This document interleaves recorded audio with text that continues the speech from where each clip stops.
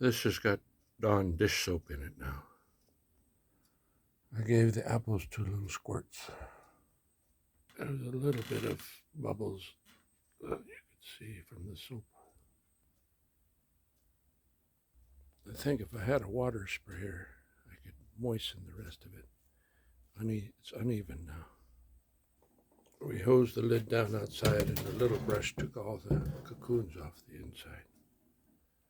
It's all clean. So I got a spray bottle.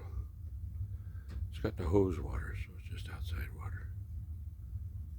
All right, have a good day, peaceful journey.